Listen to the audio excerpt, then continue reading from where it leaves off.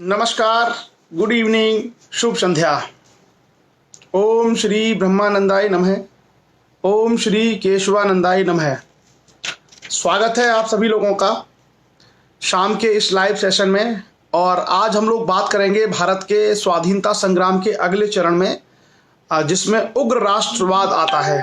कल हमने चर्चा की थी कांग्रेस की स्थापना से लेकर के 1905 तक भारत का जो इतिहास था, जिसमें खास करके नरम पंथियों का बोलबाला था। ऐसे लोग जो संवैधानिक रास्ते से देश में सुधारों की बात करते थे, संवैधानिक रास्तों से अंग्रेजी सरकार के अधीन रहते हुए भारतीय नागरिकों के हितों के प्रस्ताव रखते थे। कल हमने चर्चा की थी कांग्रेस की स्थापना से लेकर के 1905 का जो समय था। आज हम देखेंगे कि 1905 के बाद भारतीय जो स्वाधीनता संग्राम है ये एकदम बदल गया। और अब जो है ऐसे लोग इसमें आ गए जो उग्र विचारधारा रखते थे और जिनको ये भरोसा था कि अंग्रेज हमारे देश के खिलाफ है, ये शोषण करते हैं, इनसे अगर हम प्रार्थना करेंगे, अनुनय विनय करेंगे तो ये कभी हमारे देश का भला नहीं कर सकते। और लगभग 1905 से लेकर के 1915 तक भारतीय राजनीति में और भारत के स्वाधीनता संग्राम के इतिहास में एक चरण रहा, जिसमें लगभग 10 वर्षों तक या 12 वर्षों तक आप कह सकते हैं, ये एक ऐसा दौर था जहां पर उग्र राष्ट्रवाद ने भारत के स्वाधीनता आंदोलन को आगे बढ़ाया। चर्चा को आरंभ करने से पहले हम लोग थोड़ा सा इंट्रोड्यूस करा दें जो लोग आज शामिल हुए हैं। विशाल सिंह राजपूत, अभिनव रतन लोधी, पुष्पेंद्र राजपूत मैनपुरी, इंजीनियर दिनेश कुमार जी, रामचंद्र वर्मा जी, मुकुट सिंह जी, गजेंद्र राजपूत जी, RBS लोधी राजपूत जी, लोधी हरिओम राजपूत, अंजनी कुमार राजपूत जी, डॉक्टर नारायण पटेल जी, अतुल राजपूत जी, धीरेन्द्र राजपूत जी, भीष्म राजपूत, गोपाल सिंह राजपूत, बॉबी लोधी राजपूत, इंजीनियर प्रवीण राजपूत लोधी, आकाश सिंह राजपूत, हरिपाल सिंह लोधी, सत्येंद्र लोधी, अभिषेक राजपूत, गुड वर्क, जितेंद्र वर्मा, राजीव राजपूत जी, विकास राजपूत जी, हरनारायण सिंह जी, उसके अलावा कविता पथरिया, राम ज्ञान सिंह जी, लोधी PK प्रेमी, राम बाबू सिंह जी, जितेंद्र लोधी राजपूत, उदय सिंह समाज सेवक, दिनेश श्वेता सिंह जी, विपिन कुमार राजपूत जी, गजेंद्र सिंह LSS, अभिनव रतन लोधी, ओमवीर सिंह राज, चरण सिंह जी, दलपत नागपुरे जी, मुकेश सिंह लोधी जी, ममता राजपूत जी, दिगंबर दयाल लोधी जी, ब्रजपाल सिंह लोधी जी, सोनू सिंह जी लोधी, शैलेंद्र राजपूत जी, अमन कुमार राजपूत जी लोधी, लाला भैया सिंह जी, कुलदीप सिंह लोधी जी, उदय सिंह समाज सेवक, रंजीत कुमार जी, अमन कुमार राजपूत जी, चलिए Jitendra Verma ji, DK Patel ji, very good evening, Manish Lodhi ji, Gopal Singh Rajput, Devendra Lodhi ji, Ram Gyan Singh जी, ओम श्री ब्रह्मानंदाय नमः, ओम श्री केशवानंदाय नमः, सोनवती जंघेल, दिनेश कुमार लोधी जी मुंबई से हमारे साथ में है, स्वागत है, गुड इवनिंग, सुमन लोधी जी, राम बाबू सिंह लोधी जी रामपुर बुलंदशहर UP से हैं, चैनदास जंगेल साहब, रोहित सिंह लोधी जी, सत्येंद्र लोधी जी, लोधी गिरिजेंद्र जी, हर्ष लोधी, गौरव लोधी राजपूत, अनुराग सिंह, सुमन सिंह लोधी, संगम सिंह जी, उसके अलावा हरिशंकर राजपूत किसान हमारे बीच महोबा से हैं, यशवंत जंगेल, कुलदीप सिंह लोधी और आनंद सिंह राजपूत, प्रणाम बाबूजी, निर्दोषी जी हमारे साथ में हैं, यश प्रताप सिंह जी, लक्ष्मी लोधी, लोधी हिमांशु राजपूत, जितेंद्र लोधी राजपूत, अनुज राजपूत, नंद किशोर राजपूत जी, विशाल प्रताप लोधी, लोधी हिमांशु राजपूत, सुरेश राजपूत, विशाल प्रताप लोधी, रामवीर सिंह नरवरिया जी, रोहित सिंह लोधी, लोधी हिमांशु राजपूत, लोधी मोहित राजपूत कन्नौज से, पुष्पेंद्र लोधी, जितेंद्र वर्मा जी, लोधी नितेश राजपूत, इंजीनियर BK राज, थोड़ा सा ब्लैक हो रहा है, मैं कोशिश करता हूं, अगर हाँ ठीक है, प्रदीप लोधी राजपूत, रोहित सिंह जी, अनुज राजपूत जी और मुकेश सिंह लोधी जी, श्री कृष्ण वर्मा जी, गुड, कैसे हैं आप, सुरेश कुमार लोधी राजपूत जी, अवनीश राजपूत जी, रमेश राजपूत जी, चलिए सभी का स्वागत है, नमस्कार, welcome to all in this live session. Shyamlal Lodha ji हमारे बीच में राजस्थान से हैं, सत्येंद्र राजपूत जी, कल्पना सिंह, केहर सिंह यादव जी, श्याम राजपूत जी, सोनम राजपूत जी, रवि लोधी जी, चंद्रेश लोधा जी, रामवीर सिंह जी, सभी का स्वागत है। Welcome to all. और आज हम लोग शुरू करने वाले हैं 1905 के बाद किस तरीके से भारत के स्वतंत्रता संग्राम में बदलाव आया। अब तक हमने देखा कि 1885 में कांग्रेस बनी और 1885 से लेकर 1905 तक 20 वर्ष जो कांग्रेस ने कार्य किया, उन 20 वर्षों के कार्य में कांग्रेस ने ज्यादातर याचनाएं की, प्रार्थनाएं की, निवेदन किए, आवेदन दिए। कहां पर? अंग्रेजों के सामने, चाहे तो भारत में गवर्नर जनरल और उसकी काउंसिल के सामने या फिर इंग्लैंड में। लेकिन उनसे कोई बड़े ठोस परिणाम प्राप्त नहीं हुए भारत को। उसके अलावा एक और जो चीज थी कि जो भारत में घटनाक्रम हो रहा था, उस घटनाक्रम को जो नया पढ़ा लिखा वर्ग था वो गहराई से समझता था, और उस घटनाक्रम ने ही भारत में इस बात के लिए लोगों को मजबूर किया कि उनके अंदर उग्र राष्ट्रवाद पैदा हुआ, और उग्र राष्ट्रवाद ने ब्रिटिश शासन को समाप्त करके भारत को स्वतंत्र कराने का सपना देखना शुरू कर दिया। जो नरमपंथी लोग थे 1885 से 1905 वाले, वो कभी भारत की आजादी की बात नहीं करते थे। उनका सिर्फ इतना आशय था कि हमारी मांगों को अंग्रेज मानते चले जाए और हमारे जो सुधार हैं, प्रस्ताव हैं, वो करते चले जाए। ब्रिटिश सरकार के अधीन रहते हुए हम लोग कार्य करेंगे। लेकिन उग्र राष्ट्रवादी जो लोग थे वो लोग इससे आगे चले गए और उन्होंने ये समझाया कि भारत की बर्बादी का एकमात्र कारण है ब्रिटिश सत्ता, और जब तक हम पूरी तरीके से ब्रिटिश सत्ता को समाप्त नहीं करेंगे, कभी भी हम अपने राष्ट्र का भला नहीं कर सकते। तो इस दौर में ये विचार काफी तेजी से फैला और खास करके बड़े अच्छे लीडर्स इनके पास आए, जैसे बाल गंगाधर तिलक, बिपिन चंद्र पाल, लाला लाजपत राय, अरविंद घोष। ये 4-5 बहुत बड़े बड़े नेता आए और ये लोग कांग्रेस में भी थे। तो कांग्रेस के अंदर ही एक ऐसा तबका तैयार हो गया जो प्रबल राष्ट्रवाद का समर्थक था। इनमें आपस में भी एक तरीके से अंतर्द्वंद या संघर्ष हमें दिखाई देता है कि अंग्रेजों के प्रति कैसी नीति अपनाई जाए। तो सबसे पहले हम आएंगे कि कौन से ऐसी वजह थी जिसके कारण से भारत में उग्र राष्ट्रवाद का जन्म हुआ। क्योंकि कांग्रेस नरमपंथी विचारधारा पर आधारित एक संगठन था, और उसी संगठन में रहते हुए और उस संगठन से बाहर आने वाले बहुत सारे जो लोग हैं वो उग्र राष्ट्रवाद की ओर मुड़ गए। क्या वजह थी उसकी हम लोग चर्चा करते हैं। सबसे पहले अंग्रेजों का जो सही स्वरूप था, इसकी पहचान उग्र राष्ट्रवाद के जो नेता थे उनको हो चुकी थी। पढ़े लिखे लोग थे, उनकी आर्थिक नीतियां, उनकी राजनीतिक नीतियां, उनकी प्रशासनिक नीतियों का वो विश्लेषण करते थे और वो समझ चुके थे कि जो ब्रिटिश शासन है ये केवल शोषण का एकमात्र हथियार है। जैसे उनकी आर्थिक शोषण की नीति, अत्यधिक राजस्व लगाना, ये सारी बातें लोगों को समझ में आने लगी थी, और इस पर तमाम अखबारों में, तमाम पत्रिकाओं में लेख लिखे जाते थे और बाकायदा डाटा और आंकड़े दिए जाते थे कि प्रतिवर्ष इतना आर्थिक शोषण अंग्रेज करते हैं भारत के धन का। उसके अलावा भारत को उसके बदले में कुछ भी नहीं मिलता। ये बात लोग समझ भी चुके थे और वो समझाना शुरू कर चुके थे लोगों में। इसके कारण से भारत में उग्र राष्ट्रवाद को बढ़ावा मिला।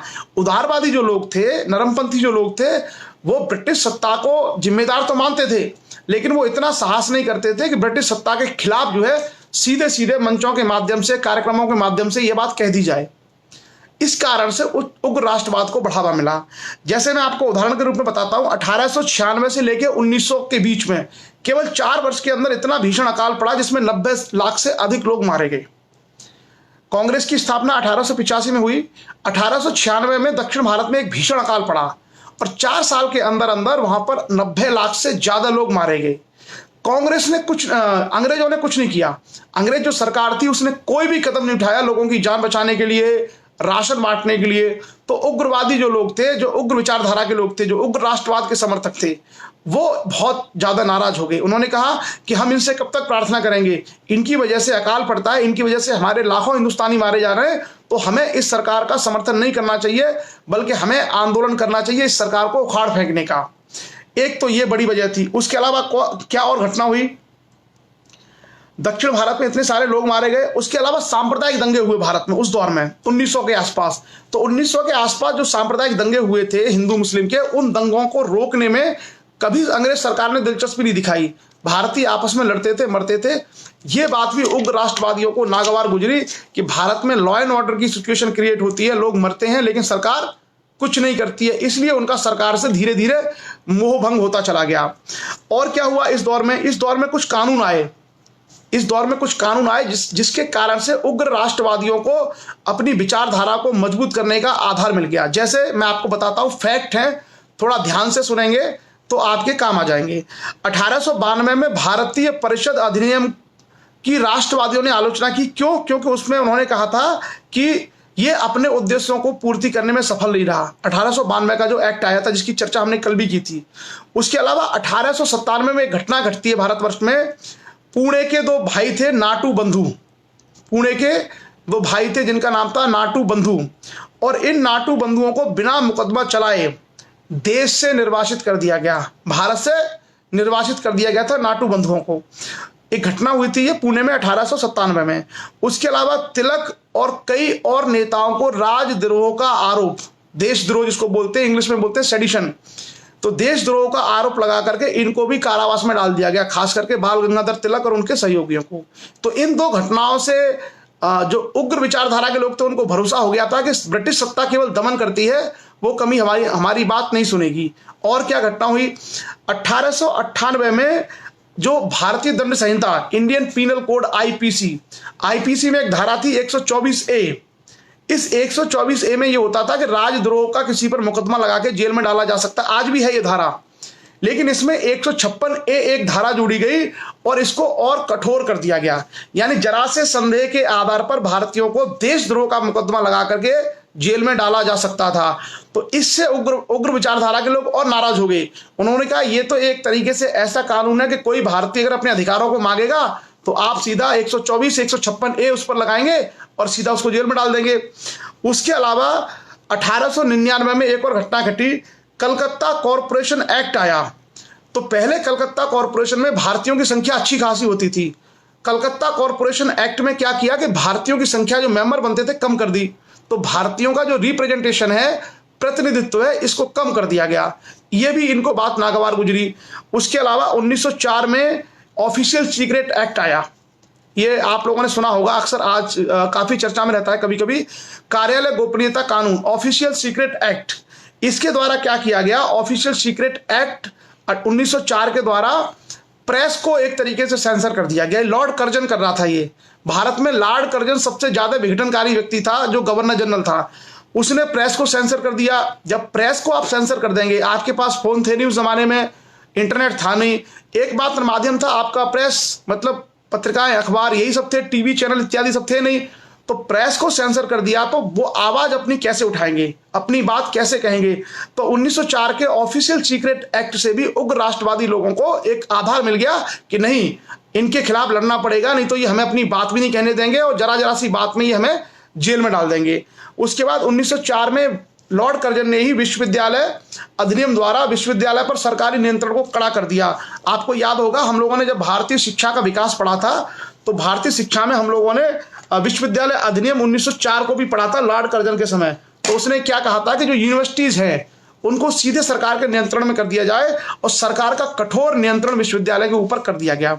इसके कारण भी उग्र राष्ट्रवादी लोग नाराज हुए। तो ये कुछ बेसिक आधार थे। उसके अलावा क्या हुआ? इसी दौर में आत्मसम्मान और आत्मविश्वास में वृद्धि हुई। जैसा आप जानते हैं कि जब 1885 से लेकर के 1905 के बीच में जब नरमपंथी लोगों ने अपनी तमाम मांगें रखी, जैसे नमक कर समाप्त किया जाए, करों की दरें कम की जाए, सिविल सेवा में भारतीयों की संख्या बढ़ाई जाए, ये मांगें होती थी उन लोगों की, तो लोग इकट्ठा होना शुरू हो चुके थे। मतलब एक तरीके से लोग सरकार के खिलाफ जाकर के प्रस्तावों पर दस्तखत करना, उन प्रस्तावों को देना, संगठन में शामिल होना और बैठकों में जाना, ये सब शुरू हो चुका था। इनसे क्या हुआ कि भारतीयों के अंदर आत्मविश्वास पैदा हुआ कि हम कर सकते हैं, अगर हमने शुरू में ये चीजें की हैं तो हम आगे इससे बड़ी चीजें कर सकते हैं। इसके अलावा तिलक, अरविंद घोष, बिपिन चंद्र पाल जैसे राष्ट्रवादी नेताओं की का जो लीडरशिप थी, उन्होंने लोगों का आह्वान किया। उन्होंने लोगों से आह्वान किया कि हम सब लोगों को मिलकर के ब्रिटिश शासन को समाप्त करने के लिए कार्य करना चाहिए।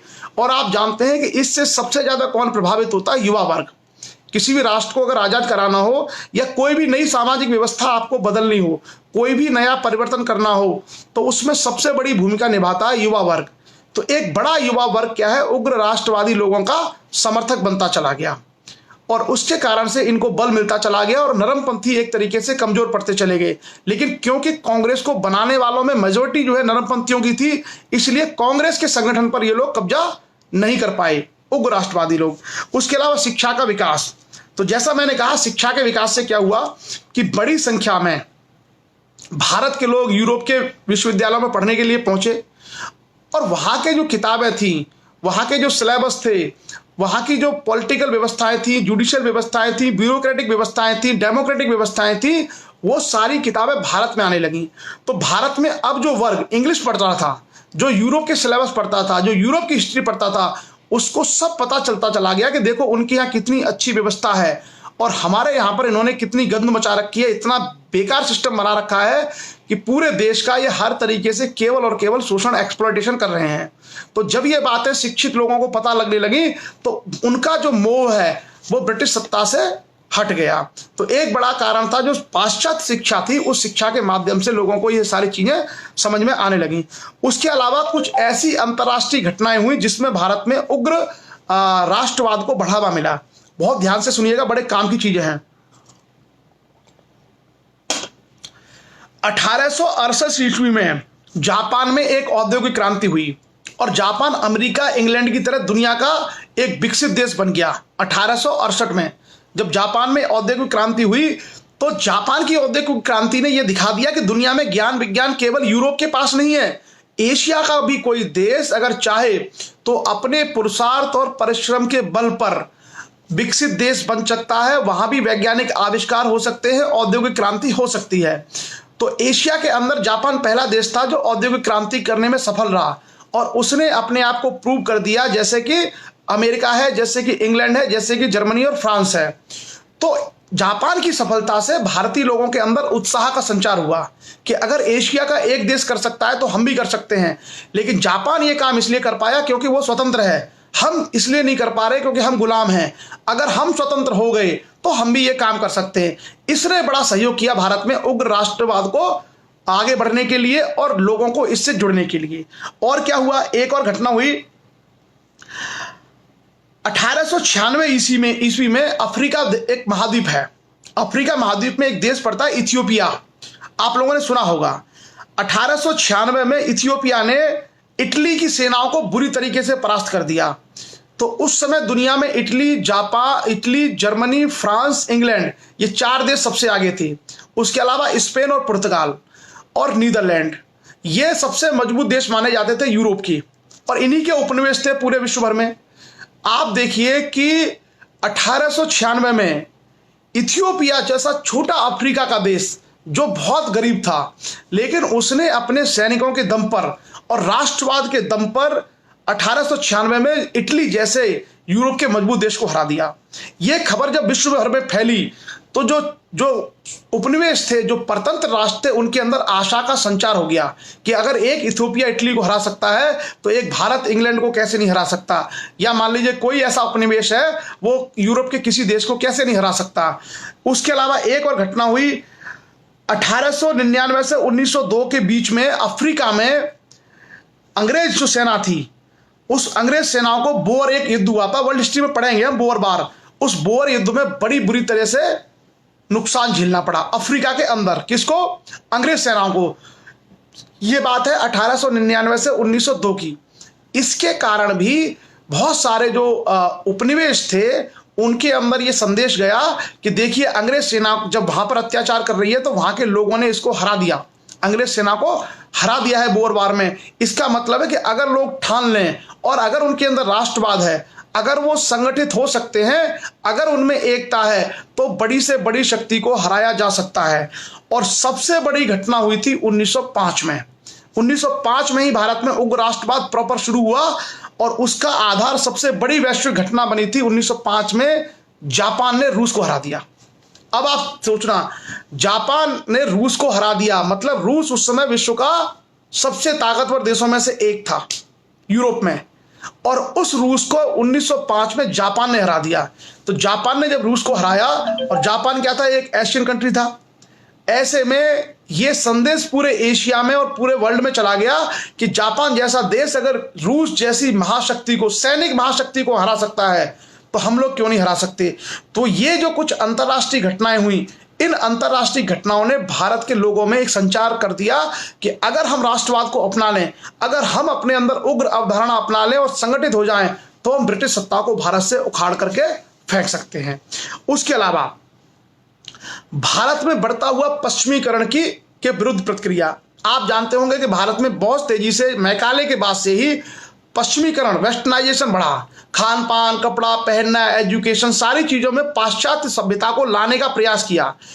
आप जानते होंगे कि भारत में जब समाज सुधार और धर्म सुधार के आंदोलन चले थे, राजा राममोहन राय, ज्योतिबा फुले, स्वामी विवेकानंद, स्वामी दयानंद सरस्वती, इन लोगों के माध्यम से क्या हो रहा था कि भारत अपने प्राचीन गौरव को जानने लग गया था। तो जब भारत में पाश्चात्य सभ्यता का ज्यादा प्रसार किया जाने लगा तो भारत के लोगों के अंदर अपने राष्ट्र के गौरव का अभिमान जागृत हो गया, जो वो जानते थे कि अतीत में हमारा राष्ट्र इतना महान था। पाश्चात्यकरण की प्रतिक्रिया के स्वरूप भी भारत में उग्र राष्ट्रवाद को बढ़ावा मिला। और क्या हुआ, उदारवादियों की जो उपलब्धियां थी वो संतोषजनक नहीं थी, क्योंकि उदारवादी क्या करते थे, केवल जो है 15-20 सालों में उन्होंने क्या किया, प्रार्थना पत्र देते थे कि भाई एक प्रस्ताव बना के दे दिया अंग्रेजों को और कहा कि भाई ये हमारी मांगे हैं, ये मांगे पूरी करो। अंग्रेज कुछ थोड़ी बहुत मांगे मान लेते थे और बाकी मांगों को टरका देते थे। इसके कारण से भी उग्र राष्ट्रवादी लोगों को नया रास्ता अपनाने के लिए प्रेरित होना पड़ा। उनको लगा कि इनके रास्ते से काम नहीं हो सकता। और जो लास्ट, जो अंतिम बिंदु था वो था लॉर्ड कर्जन।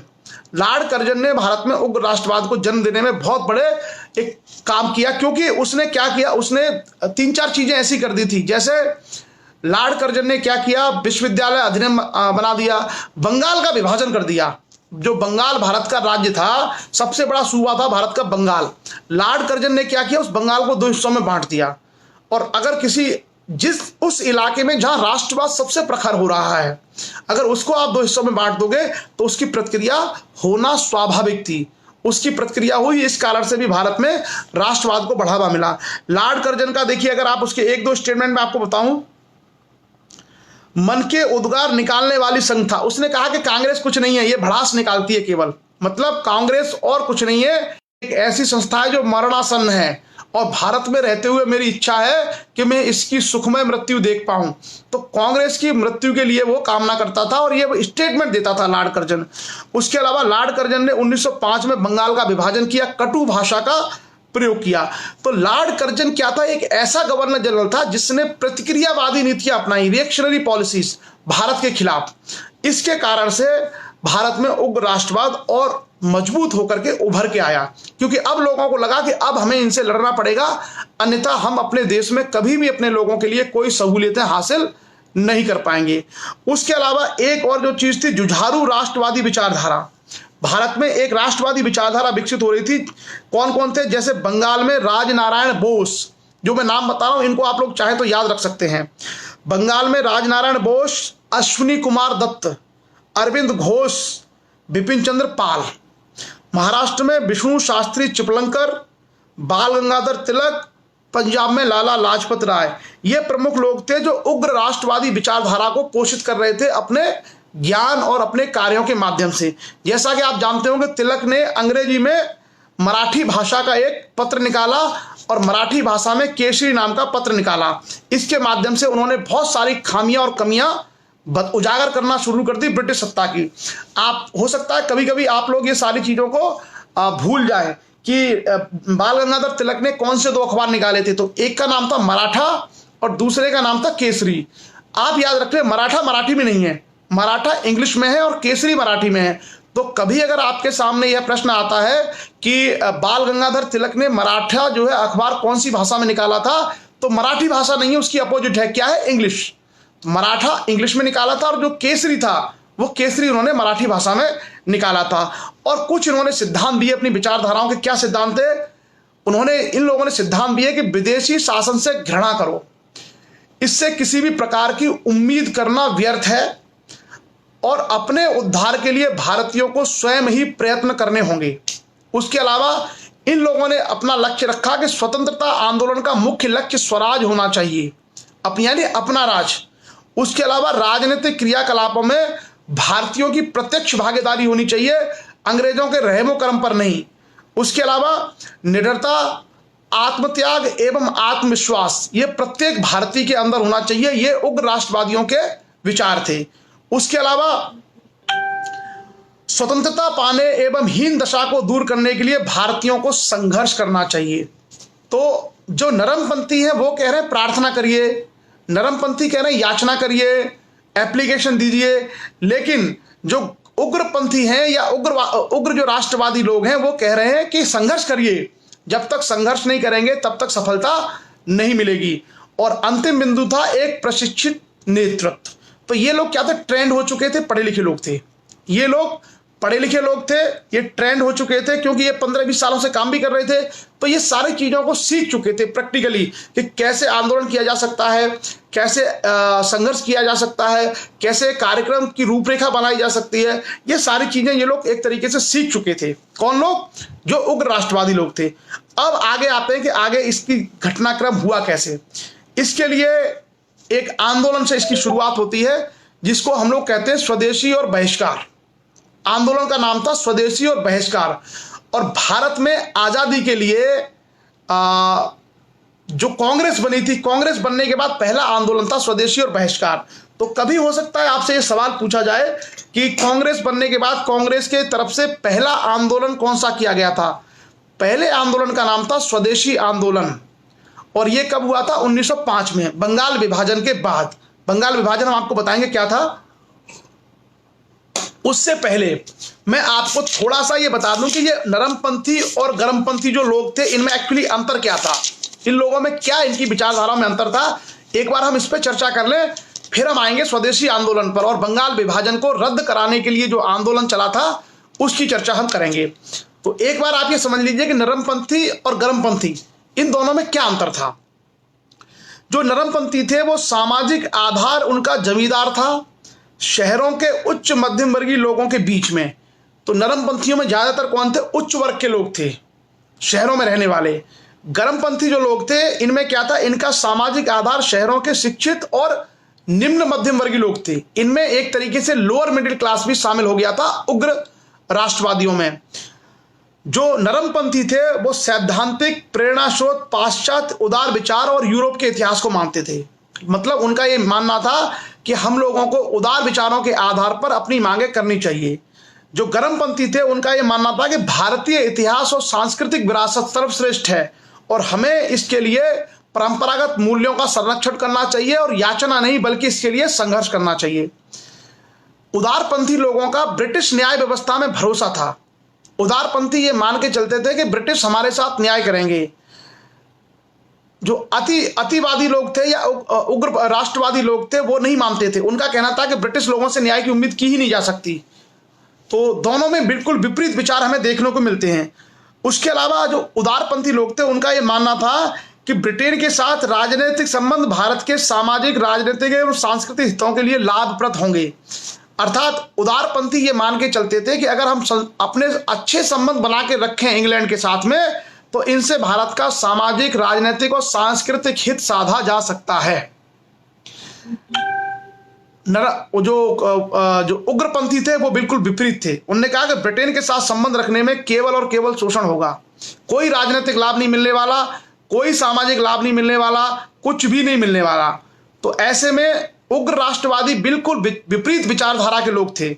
उसके अलावा नरमपंथियों का यह भी मानना था कि सरकार विरोधी आंदोलन मध्यवर्गीय शिक्षित वर्ग तक ही सीमित रहना चाहिए क्योंकि जन सामान्य सभी राजनीतिक कार्यों में सक्रिय भूमिका निभाने के लिए तैयार नहीं है। तो नरमपंथी लोग केवल से ही अपनी मांगें कार्य करना चाहते थे, लेकिन जो उग्र राष्ट्रवादी लोग थे वो चाहते थे कि पूरे देश की जन सहभागिता इसमें हो, यानी सभी युवा, सभी लोगों को इसमें शामिल किया जाए। तो एक तरीके से आप देख रहे हैं कि उग्र राष्ट्रवादी जो लोग हैं वो व्यापक जनाधार तैयार कर रहे हैं अंग्रेजों से लड़ने के लिए, जबकि नरमपंथियों का जो दायरा है वो सीमित है। उनका कहना है कि केवल पढ़े लिखे लोग संघर्ष करें, इतना पर्याप्त है। उसके बाद आगे था कि सरकारी सेवा में भारतीयों की सहभागिता बढ़ाने और संवैधानिक सुधारों की मांग नरमपंथियों ने की, लेकिन उग्रपंथियों ने मांग की कि भैया सेवाओं में भारतीयों की संख्या मत बढ़ाइए, बल्कि स्वराज दो, राज ही हमारा होना चाहिए। आप संख्या उनके बढ़ाना छोड़ दीजिए, हमारा राज दो, हमारा स्वराज दो। इसलिए आपने सुना होगा तिलक का नारा था, स्वराज मेरा जन्मसिद्ध अधिकार है और मैं इसे लेकर रहूंगा। ऐसे बहुत सारे कथन आपको इस दौर के मिल जाएंगे। नरमपंथियों का एक और विचार था कि संवैधानिक दायरे में रह करके ही हमें अपने विरोध प्रदर्शन या प्रस्ताव या मांगे करनी चाहिए शांतिपूर्ण तरीके से। और जो कट्टरपंथी या जिसको हम कह सकते हैं जो उग्र राष्ट्रवादी लोग थे, उनका यह कहना था कि नहीं, हमें अगर बहिष्कार करना पड़े, अहिंसक प्रतिरोध भी करना पड़े तो भी करना चाहिए, और असंवैधानिक तरीके भी अगर अपनाने पड़े अंग्रेज सरकार के खिलाफ तो वो भी अपनाने चाहिए। तो उग्रपंथी जो लोग हैं एक तरीके से सत्ता को सीधे चैलेंज कर रहे हैं, और उनका यह कहना है कि जब तक अंग्रेजों को भारत से नहीं भगाया जाएगा तब तक हमारा सामाजिक, आर्थिक, राजनीतिक, सांस्कृतिक किसी भी तरह का विकास संभव नहीं है। जो उदारपंथी लोग थे वो पाश्चात्य शिक्षा और सभ्यता के संपर्क में थे, और जो उग्रपंथी लोग थे वो भारतीय सभ्यता और भारतीय प्राचीन सांस्कृतिक विरासत को आधार बना करके चलते थे। इन कारणों से आप देखेंगे कि इन दोनों विचारधाराओं में एक स्पष्ट हमें फर्क दिखाई देता है। लेकिन जैसा हमने कहा कि कांग्रेस जब बनी थी तो कांग्रेस को बनाने वाले अधिकांश लोग उदारपंथी लोग थे। ऐसे में उदारपंथ उसमें मेजोरिटी में था, तो उग्रपंथी संख्या में कम थे। दूसरा, अंग्रेज सरकार इतनी मजबूत थी कि किसी आदमी की इतनी हिम्मत नहीं पड़ती थी कि वो जाकर के सीधा जो है सशस्त्र जो है संघर्ष शुरू कर दे, हिंसक संघर्ष। हालांकि कुछ कुछ घटनाएं हुई थी, जैसे पूना में प्लेग कमिश्नर की हत्या कर दी थी, ऐसे कई सारी घटनाएं हुई थी, लेकिन वो व्यक्तिगत बलिदान थे। एक जिसको बोलते संगठित संघर्ष जो है शुरू नहीं किया था किसी ने भी, लेकिन उग्र राष्ट्रवादी जो है इसके लिए आधार तैयार कर रहे थे। और अब हम आते हैं कि इसकी शुरुआत कैसे हुई भारत में। भारत में इसकी शुरुआत हुई थी बंगाल के विभाजन से। हुआ क्या था कि दिसंबर 1903 में अंग्रेज सरकार ने कहा कि बंगाल का विभाजन किया जाएगा।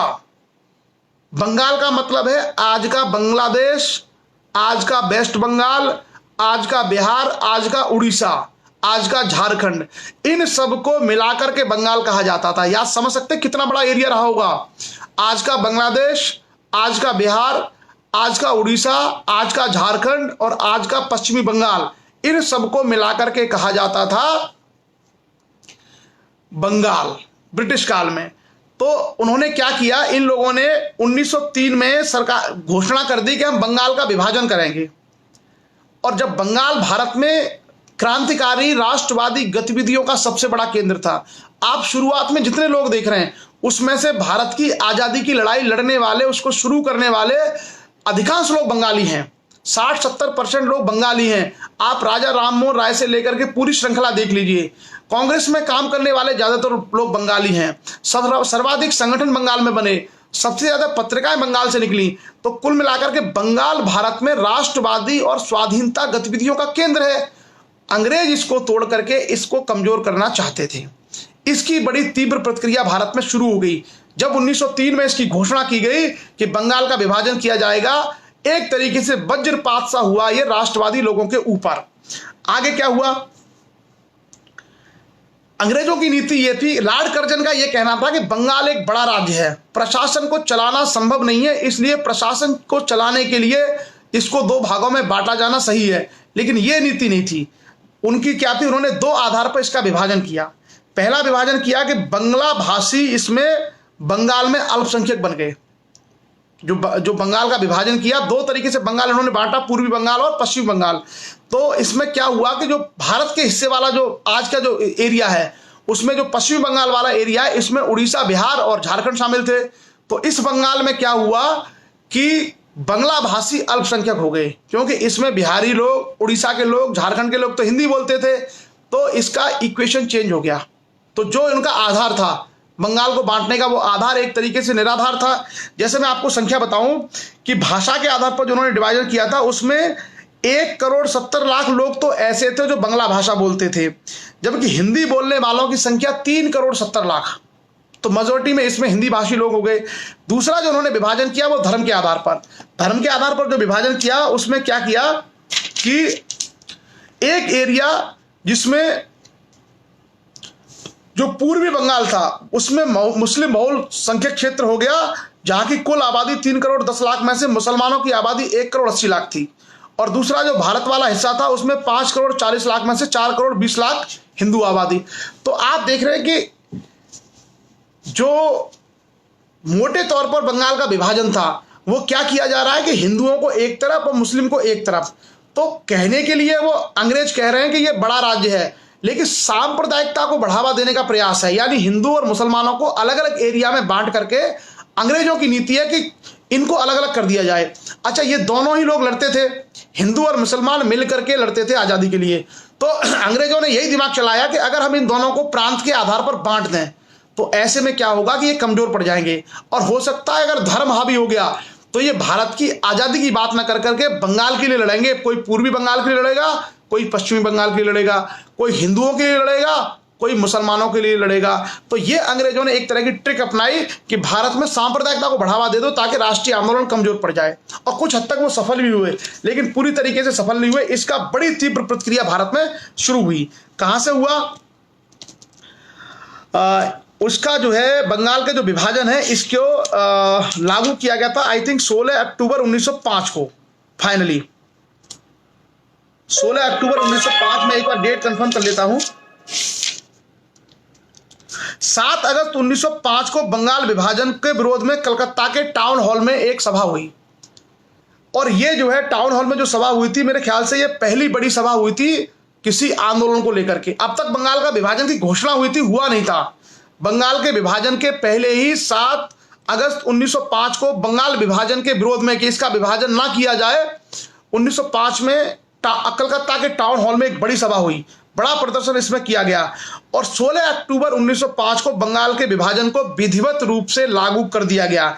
जैसे ही लागू कर दिया गया पूरे देश में राष्ट्रवाद की लहर दौड़ गई। मतलब हिंदू मुस्लिम सब लोगों ने एक दूसरे का सहयोग करना शुरू कर दिया और इसको शोक दिवस के रूप में मनाया। जो 16 अक्टूबर है इसको शोक दिवस के रूप में मनाना आरंभ कर दिया। लोगों ने व्रत रखे और भारत में बहिष्कार और स्वदेशी का आंदोलन शुरू हो गया।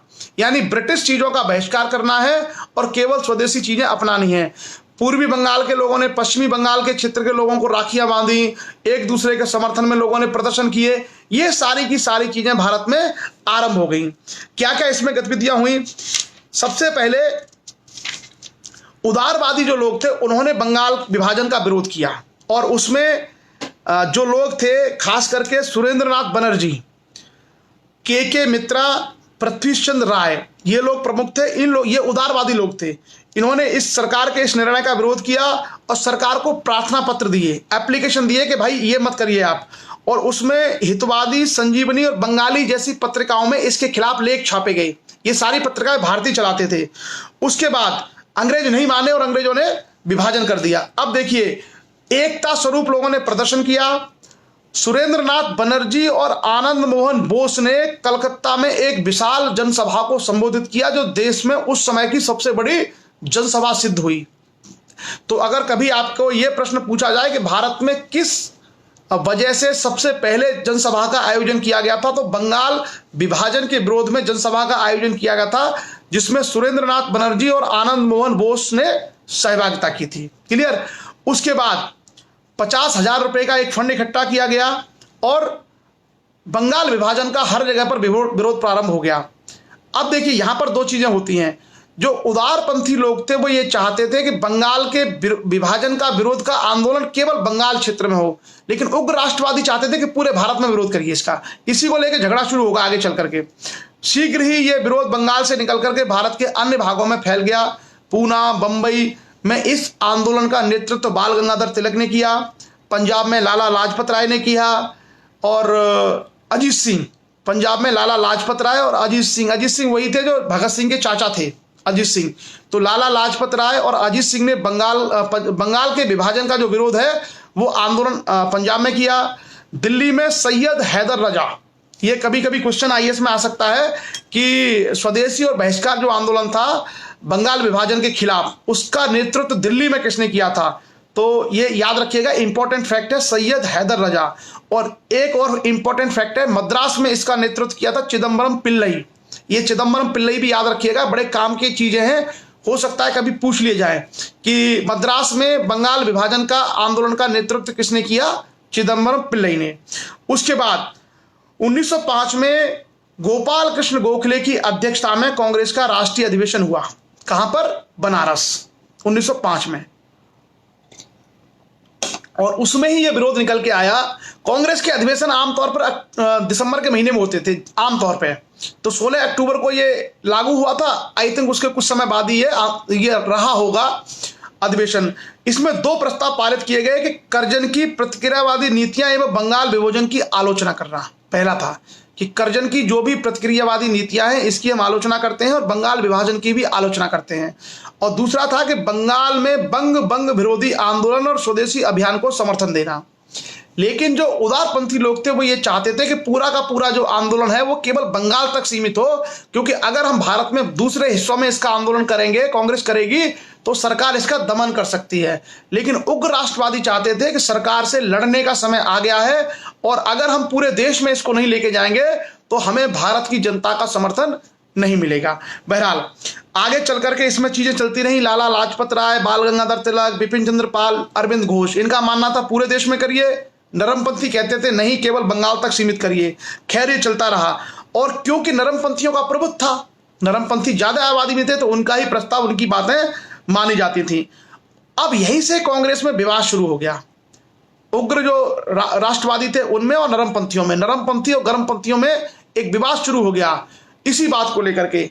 1906 में क्या हुआ, कांग्रेस का अगला अधिवेशन होना था और उस अधिवेशन में यह कहा गया कि भाई जो उग्रपंथी थे वो बाल गंगाधर तिलक को बनाना चाहते थे राष्ट्रीय अध्यक्ष और नरमपंथी चाहते थे रास बिहारी घोष, वो नरमपंथी थे।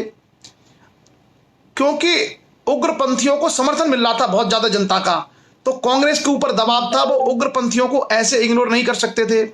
और नरमपंथी क्योंकि मेजोरिटी में थे, तो ऐसे में ये डर था कि कहीं लड़ाई झगड़ा ना हो जाए, कहीं ऐसी नौबत ना आ जाए। तो 1906 में कलकत्ता में कांग्रेस का अधिवेशन हुआ। उस अधिवेशन में सबसे वयोवृद्ध आदमी कौन थे भारत में? दादा भाई नौरोजी। तो किसी समझदार आदमी ने सुझाव दिया कि भाई एक काम करो, अगर कांग्रेस आपसे झगड़े से बचना चाहती है, विवाद से बचना चाहती है, तो दादा भाई नौरोजी को बना दो। उनका सम्मान उग्रपंथी भी करते हैं और नरमपंथी भी करते हैं, सब उनके पैर छूते हैं। उसको बना दोगे तो विवाद आपका टल जाएगा। यही हुआ। फाइनली जब दादा भाई नौरोजी का नाम आया तो उनका नाम आने के बाद लोगों को लगा कि भाई ये तो इतने वयोवृद्ध हैं, इस पर तो कोई आपत्ति की नहीं जा सकती। तो अल्टीमेटली नरमपंथी और गर्मपंथी दोनों एक तरीके से उन पे नाम पर सहमत हो गए और उनके उसमें ये अधिवेशन हुआ कलकत्ता में 1906 का।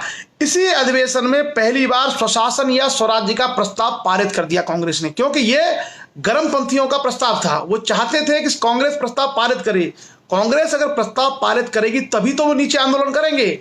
अगर कांग्रेस उस प्रस्ताव को पारित नहीं करेगी तो वो अपना आधार जनता के बीच में कैसे ढूंढेंगे। फाइनली जो उग्रपंथी हैं वो कामयाब रहे और वो अपना प्रस्ताव पारित करा ले गए। इसके बाद कांग्रेस में मतभेद बढ़ते चले गए, बहुत ज्यादा मतभेद हो गए, क्योंकि कांग्रेस जो उदारपंथी थे वो संवैधानिक रास्ते से चाहते थे कि शांतिपूर्ण तरीके से निवेदन किया जाए, लेकिन जो उग्रपंथी लोग थे वो चाहते थे कि पूरे तरीके से लड़ा जाए, संघर्ष भी करना पड़े, अहिंसक भी करना पड़े, करिए। जब तक हम ये नहीं करेंगे तब तक ये सारा कार्य नहीं हो सकता। बहरहाल कांग्रेस का ये विवाद आगे चलता रहा और 1907 में जो उग्रपंथी थे उन्होंने अपना गेम प्लान बनाया कि भाई अगला अधिवेशन नागपुर में होगा। और बाल गंगाधर तिलक क्योंकि महाराष्ट्र के रहने वाले थे, तो क्योंकि कलकत्ता अधिवेशन में बाल गंगाधर तिलक को बनना था, बाल गंगाधर तिलक को कलकत्ता अधिवेशन में नहीं बनाया गया। 1907 में फिर उन्होंने शिफ्ट किया कि भाई ये अधिवेशन वहां ना करा के सूरत में कराया जाए। 1907 में सूरत में कांग्रेस का अधिवेशन हुआ और कांग्रेस जो है 2 भागों में वहीं से बट गई थी, क्योंकि जो गर्मपंथी थे उसके बजाय नरमपंथी के नेता जो रास बिहारी घोष थे उन्हीं को अध्यक्ष बना दिया गया। इसके कारण से वह मतलब आपको शायद जानकारी नहीं होगी, उसमें तो मतलब ऐसा वो अधिवेशन हुआ था कि जूते चल गए थे उसमें। तो ये सब ऑन रिकॉर्ड लिखा हुआ है किताबों में, एनसीईआरटी में। बहरहाल कांग्रेस वहां से 2 भागों में बट गई, नरमपंथी अलग चले गए और गर्मपंथी अलग चले गए। हम बात कर रहे थे स्वदेशी और बहिष्कार आंदोलन की। इसके अब स्वरूप में जाते हैं। क्या हुआ 1905 के बाद बंगाल में जो स्वदेशी आंदोलन चल रहा था उसको उग्र विचारधारा वाले नेताओं ने का प्रभुत्व स्थापित हो गया, क्योंकि उग्रपंथी उसको चला रहे थे। और उन्होंने क्या किया, उन्होंने 3 कारण से इस पे अपनी बातें रखी। क्या, उदारपंथियों के नेतृत्व में आंदोलन से कोई विशेष लाभ नहीं हो रहा था। दूसरा, उदारवादियों के संवैधानिक रूप से जो उग्रपंथी लोग थे वो असहमत थे। और तीसरा यह था कि सरकार ने अभियान चला करके सभी कार्यक्रमों को असफल बनाने का प्रयास किया था। उसके बाद क्या हुआ, इसमें जो कार्यक्रम जो रखे गए बहिष्कार और स्वदेशी में क्या क्या कार्यक्रम रखे गए। सबसे पहले इसमें राष्ट्रीय शिक्षा को प्रोत्साहन दिया गया, राष्ट्रीय शिक्षा को प्रोत्साहन दिया गया और लोगों ने संस्थाएं खोलना शुरू की।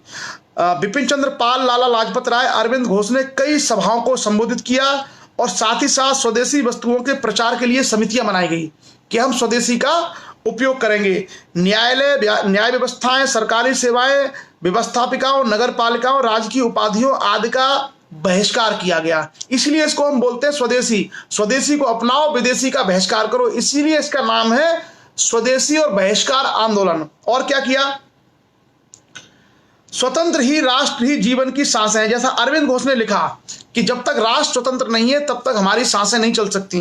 तो एक तरीके से ये लोग आजादी के रास्ते पर चले गए कि हमें स्वतंत्रता की लड़ाई लड़नी चाहिए, न कि स्वायत्त शासन की। स्वायत्त शासन का मतलब था कि अंग्रेजों की सरकार रहेगी लेकिन शासन हमारा, हम अपना चलाएंगे उनके अधीन। पर उग्रपंथी चले गए कि नहीं, हम लोगों को पूरी आजादी के लिए आगे बढ़ना चाहिए। संघर्ष का एक नया स्वरूप उन्होंने रखा। उसमें क्या किया, विदेशी वस्तुओं का बहिष्कार। तो विदेशी वस्तुओं का बहिष्कार में आप देखेंगे क्या क्या था इसमें। भारत, विदेशी कपड़ों की होली जलाना, ये पहला आंदोलन था जिसमें प्रतीकात्मक चीजें आपको दिख रही हैं। इससे पहले कभी नहीं हुआ विदेशी कपड़ों की होली जलाना। तो कभी ये सवाल आ सकता है कि कौन सा पहला भारत में आंदोलन था जिसमें विदेशी कपड़ों की होली जलाई गई। वो था हमारा स्वदेशी और बहिष्कार आंदोलन 1905, जो बंगाल विभाजन के विरोध में हुआ था। हालांकि रविन्द्रनाथ टैगोर जैसे व्यक्ति ने इसकी आलोचना की थी। रविन्द्रनाथ टैगोर ने कहा था कि ये विदेशी कपड़ों की होली जलाना अपने आप में एक निष्ठुर बर्बादी है, क्योंकि इससे रिसोर्सेज बर्बाद हो रहे हैं। तो कभी एक कमेंट भी पूछा जा सकता है, लोग पूछ सकते हैं कि भारत के किस बड़े नेता ने कपड़ों की होली जलाई जाने की आलोचना की थी। तो उसमें हमारा आंसर रहेगा रविन्द्रनाथ टैगोर, जिनको हम लोग गुरुदेव के नाम से भी जानते हैं और भारत के पहले व्यक्ति थे जिनको नोबेल पुरस्कार दिया गया था। उन्होंने कहा था कि कपड़ों की होली जलाना ठीक नहीं है। उसके अलावा क्या किया गया, विदेशों में निर्मित नमक, चीनी का बहिष्कार, विदेशी वस्तुओं का प्रयोग, धार्मिक मामलों में विदेशी सामान का प्रयोग होता था उसका बहिष्कार, और ये सारी चीजों को बहिष्कार किया गया। उसके अलावा स्वदेशी को अपनाने पर बल दिया गया, अपने यहाँ जो भी निर्मित होता है उसका उपयोग करना चाहिए। जनसभाएं हुई, विरोध प्रदर्शन हुए अगले क्रम में। उसके अलावा स्वयंसेवी संगठनों और समितियों का गठन किया गया कि भारत के लोगों की सेवा करने के लिए जन जागरण चलाया गया, स्वदेशी गीतों को बनाया गया और बाकी लोगों की मदद करने के लिए, जैसे आज आपने देखा है कोरोना महामारी में तमाम स्वयंसेवी संगठनों ने लोगों को खाना खिलाया, लोगों को निकलवाया, बहुत सारी मदद की। इसी तरीके से इस आंदोलन में पहली बार यह प्रयास किया गया कि स्वयंसेवी संगठन और समितियां बनाई गईं। उसके अलावा परंपरागत एवं लोकप्रिय उत्सवों को शुरू किया गया, जैसे गणपति और शिवाजी उत्सव। बाल गंगाधर तिलक ने महाराष्ट्र में गणपति और शिवाजी उत्सव शुरू किए, जो आगे चल करके बंगाल में और बाकी देश में फैले।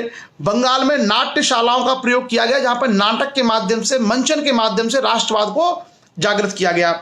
उसके अलावा रविन्द्रनाथ टैगोर के शांति निकेतन से प्रेरणा लेकर के कलकत्ता के अंदर नेशनल कॉलेज खोला गया, राष्ट्रीय कॉलेज कलकत्ता। ये जो उग्र विचारधारा के लोग थे उन्होंने ही खोला, और अरविंद घोष जो है इसके पहले प्रिंसिपल बने। तो आपसे कभी ये सवाल भी आ सकता है कि शिक्षा के लिए इस समय जो सबसे बड़ी संस्था बनी थी वो क्या था, कलकत्ता नेशनल कॉलेज कलकत्ता, जिसके प्रिंसिपल बने अरविंद घोष। उसके अलावा आगे क्या हुआ, इसमें 1906 में नेशनल काउंसिल ऑफ एजुकेशन की स्थापना की गई, जो भारतीयों के नियंत्रण में थी। 1906 में नेशनल काउंसिल ऑफ एजुकेशन, जो भारत में भारतीय शिक्षा पद्धति को बढ़ावा देगी, ये भी एक तरीके से राष्ट्रवादियों ने शुरू किया। उसके अलावा बंगाल तकनीकी संस्थान, बंगाल टेक्निकल इंस्टीट्यूट की भी स्थापना इसी समय की गई राष्ट्रवादियों के द्वारा। स्वदेशी एवं भारतीय उद्योगों को प्रोत्साहन दिया गया, क्योंकि उन्होंने को लगता था कि जो अंग्रेजों के जो उद्योग भारत में कार्य कर रहे हैं या अंग्रेजों से जो आ रहा है आयात होकर के, वो हमारा शोषण है, इसलिए हमें स्वदेशी उद्देश्य बनाने चाहिए, जिसमें माचिस की फैक्ट्रियां, हथकरघा उद्योग, कारखाने, बैंक एवं बीमा कंपनियां खोलना। और प्रफुल्ल चंद्र राय, जिनको हम पीसी राय के नाम से जानते हैं, उन्होंने कलकत्ता बंगाल में केमिकल स्वदेशी स्टोर की स्थापना की, जिसमें स्वदेशी सामान मिलेगा आपको। क्लियर। उसके अलावा सांस्कृतिक जगत का प्रभाव, यानी जैसे रविन्द्रनाथ टैगोर, रजनीकांत सेन, द्विजेंद्र लाल राय, मुकुंदास, सैयद अबू मोहम्मद इत्यादि अनेक राष्ट्रवादी लोगों की कविताएं और गीतों की रचनाएं की इन लोगों ने, और ये सारी चीजें जनता में प्रचलित होती चली गई। और आपको पता होगा इसी समय रविंद्रनाथ टैगोर ने स्वदेशी आंदोलन के दौरान एक गाना लिखा था जिसका नाम था आमार सोनार बांग्ला, हमारा सुंदर बंगला, हमारा सुंदर बंगाल। ये जो आमार सोनार बांग्ला है, ये बेसिकली बंगाल विभाजन के विरोध में राष्ट्रवादी गीतों की परंपरा में गुरुदेव रविंद्रनाथ टैगोर ने लिखा था, जो आगे चल करके बांग्लादेश का राष्ट्रीय गान बना। आज भी जो बांग्लादेश का राष्ट्रीय गान है वो रविंद्रनाथ टैगोर के द्वारा लिखा हुआ है, आमार सोनार बांग्ला। ये जो आमार सोनार बांग्ला है, ये बेसिकली बंगाल विभाजन के खिलाफ जो 1905 में आंदोलन हुआ था उसी में लिखा गया था। तो कभी कभी आपसे पूछा जा सकता है कि कौन सा व्यक्ति है विश्व में जिसके लिखे हुए गीत दो देशों के राष्ट्रगान हैं। तो रविंद्रनाथ टैगोर ने जनगण मन लिखा, वो भारत का राष्ट्रीय गान है। और 1905-6 में जो स्वदेशी आंदोलन में उन्होंने जो लिखा था आमार सोनार बांग्ला, वो बेसिकली उस समय तो संयुक्त भारत था, आगे चल करके बांग्लादेश ने उसको अपना राष्ट्रगान बनाया है। आज भी कभी आप सुन सकते हैं, आप लोग चाहें तो नेट से चेक कर लीजिए कि बांग्लादेश का राष्ट्रीय गान क्या है, तो आपको मिल जाएगा आमार सोनार बांग्ला, रचित जो है गुरुदेव रविन्द्रनाथ टैगोर। तो ऐसे बहुत सारी चीजें लिखी गई। इसने जो है राष्ट्रवाद की प्रेरणा दी, लोगों के अंदर राष्ट्रवाद को जगाया गीतों से। देखिए गीत गाने बहुत लोगों को प्रभावित करते हैं।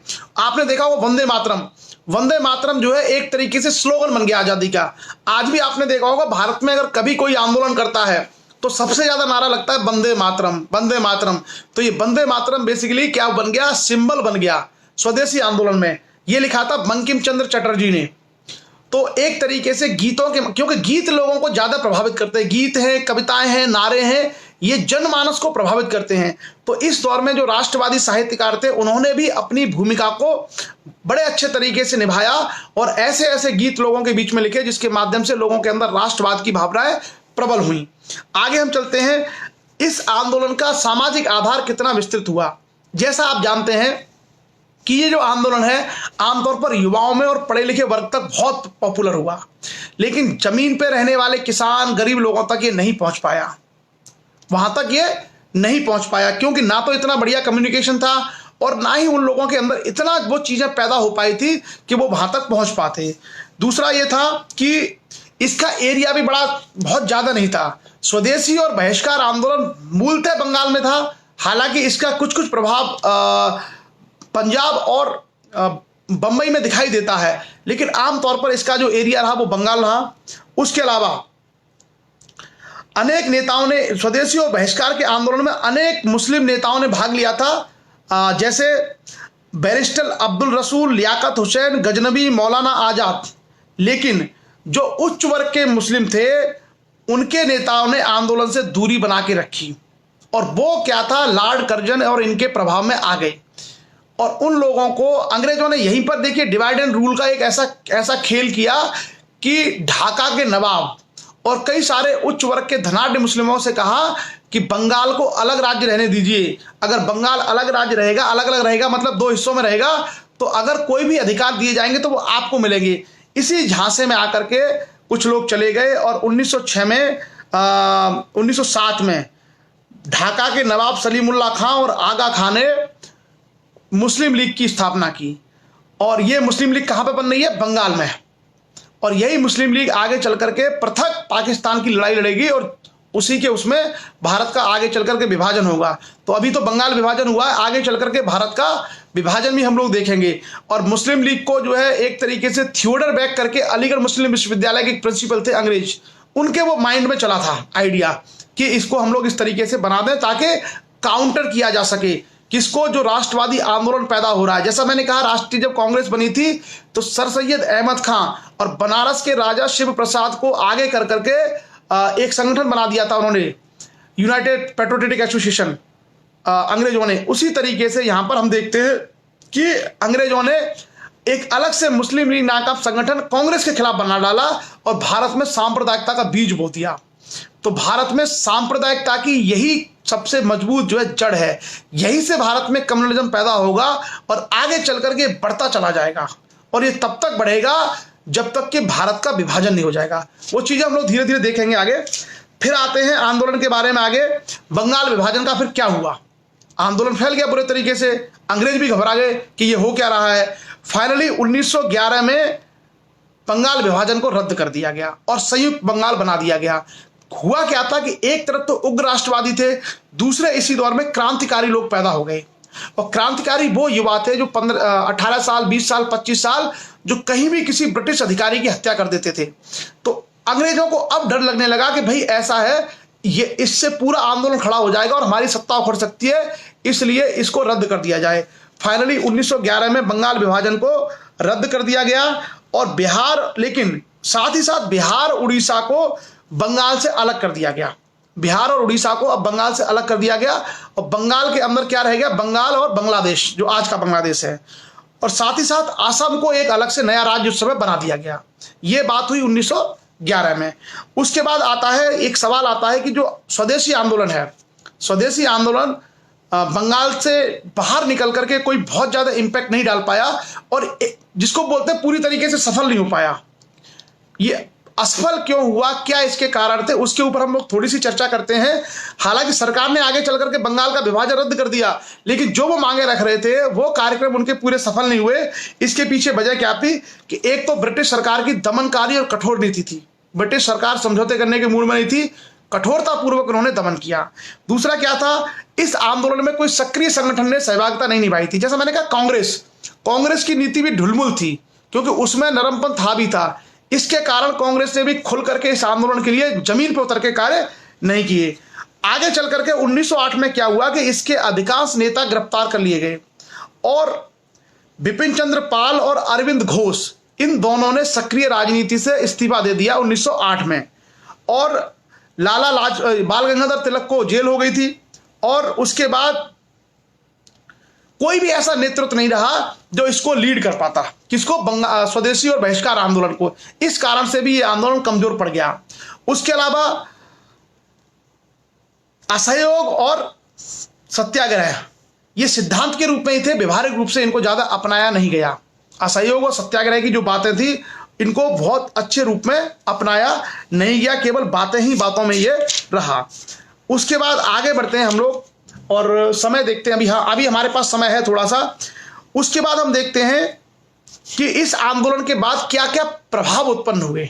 जो बंगाल विभाजन के खिलाफ जो आंदोलन था 1905 का, इसके क्या क्या प्रभाव पैदा हुए। सबसे पहले तो देश प्रेम और राष्ट्रीयता का तीव्रता से प्रसार हुआ। इसी के कारण आप देखते हैं कि आगे चल करके बहुत सारे लोग भारत में निकल के आते हैं, खास करके युवा पीढ़ी के लोग। उसके अलावा आंदोलन से लोगों की तंद्रा टूटी, उनको लगा कि राजनीतिक भागीदारी के बिना हम लोग कभी सफल नहीं हो सकते। साथ ही साथ उपनिवेशवादी विचारधाराओं संस्थाओं की हकीकत लोगों तक पहुंच गई।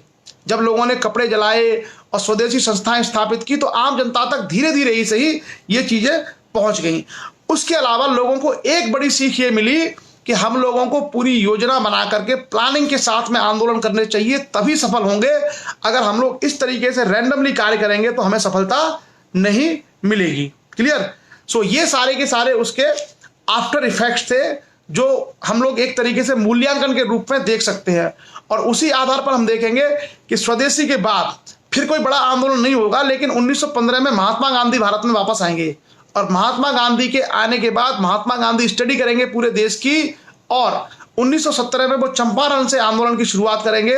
और फिर आप देखेंगे गांधी जी क्रमिक तरीके से कांग्रेस के एक तरीके से सर्वे सर्वा हो जाते हैं और उनकी लीडरशिप में व्यवस्थित तरीके से, चाहे वो असहयोग का आंदोलन हो, चाहे वो सविनय अवज्ञा आंदोलन हो, चाहे भारत छोड़ो आंदोलन हो, सारे के सारे आंदोलन हमको दिखाई देते हैं। तो ये अब तक का हमारा चरण है। इसमें अगर हम चाहें तो एक चीज और कर सकते हैं, सूरत में कांग्रेस का विभाजन। हालांकि उसकी हम लोग चर्चा कर चुके हैं। आगे के चरण में हम लोग कांग्रेस के सूरत के विभाजन से आगे की चर्चा करेंगे, क्योंकि बहुत सारी चीजें अभी बची हुई हैं। अभी हमारा 1905 से लेकर के 1915 का दौर चल रहा है, तो अभी कई सारी चीजें बीच में आएंगी, उनकी भी चर्चा हम लोग एक एक करके करेंगे। और हाँ अच्छा, ये रामज्ञान सिंह जी ने लिखा है कि गरम दल वंदे मातरम और नरम दल जनगण मन अपने अपने मीटिंग में अधिवेशन में गाते थे। चलिए, हाँ, इन सब चीजों की चर्चा हम लोग करेंगे क्योंकि अभी हमारे बहुत सारे टॉपिक्स बचे हैं। और मैंने कहा था कि सबसे ज्यादा क्वेश्चन जो आते हैं आईएएस या पीएससी परीक्षाओं में, वो प्रश्न हमारे आते हैं भारत के स्वतंत्रता संग्राम से। सबसे ज्यादा सवाल, अगर पूरे मॉडर्न इंडिया की हिस्ट्री हम देखें तो आधुनिक भारत के इतिहास में 1707 से लेकर के 1964 तक सबसे ज्यादा क्वेश्चंस आते हैं आपके इसी फ्रीडम मूवमेंट से। तो हमारा यह प्रयास है कि फ्रीडम मूवमेंट को हम लोग धीरे धीरे पढ़े और एक बार पढ़ के पूरा समझ जाएं कि कैसे कैसे किस किस चरण में चीजें हुई, कौन कौन नेता थे, क्या क्या स्थापित हुआ था। और बाकी अगर कभी प्रतियोगी परीक्षाओं में भी आता है या हमें आम जीवन में उसकी जरूरत पड़े अपनी लाइफ में, तो हम लोग बहुत आसानी से उसको बता सकें। कल हम देखेंगे कांग्रेस का सूरत में विभाजन और आगे कांग्रेस पे किस तरीके से बढ़ी, वो सारी चीजों की चर्चा हम लोग कल के टॉपिक में करेंगे।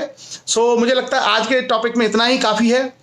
बहुत सारे फैक्ट अगर हो जाएंगे तो फिर ओवरलैपिंग हो जाती है। सो चलिए, तो सेशन को विराम दिया जाए। मुझे लगता है पर्याप्त हो गया, आज के लिए पर्याप्त है। आप सभी लोग चर्चा में जुड़े, अपना समय दिया, उसके लिए बहुत बहुत आभार। हमारे बाबूजी जो है अभी भी देख रहे हैं, उन्होंने भी अपना समय दिया। बहुत सारे वरिष्ठ लोग आप में से इस चर्चा में जुड़े हुए हैं। विद्यार्थी वर्ग तो जुड़ता ही है, लेकिन जो वरिष्ठ लोग हैं समाज के, उनका जुड़ना अपने आप में एक अच्छा संकेत है कि वरिष्ठ लोग भी अपने ज्ञान को अपडेट करना चाहते हैं और साथ ही साथ वो नई पीढ़ी को भी कुछ सिखाना चाहते हैं। बहुत अच्छा कॉम्बिनेशन है। छठी क्लास के बच्चों से लेकर के 80 साल तक के लोग। छठी क्लास का बच्चा भीष्म है, जिसकी उम्र मेरे ख्याल से 12 साल भी नहीं होगी, वो बच्चा है। और हमारे बाबूजी निर्दोषी जी 80 वर्ष के हैं। तो 6 साल से लेकर के 12 साल से लेकर 80 साल तक के लोग इसको देख रहे हैं। ये किसी भी समाज का सबसे बेहतरीन कॉम्बिनेशन है। मतलब युवाओं में हम लोग सोच सकते हैं 12 साल का बच्चा युवा नहीं है, वो बच्चा ही है। और 80 साल में एक तरीके से वो अवस्था होती है जहां पर परिपक्वता की सारी सीमाएं होती है। सो ये बहुत अच्छा है हमारे समाज के लिए भी और सभी लोगों के लिए कि सब लोग, हर उम्र के, हर वय के लोग जो है ज्ञान की इस परिचर्चा में शामिल होते हैं। तो पुनः आप सभी लोगों को प्रणाम करते हुए सभी का आभार व्यक्त करते हैं और आज की चर्चा को हम लोग यही विराम देते हैं। शुभ रात्रि, जय हिंद।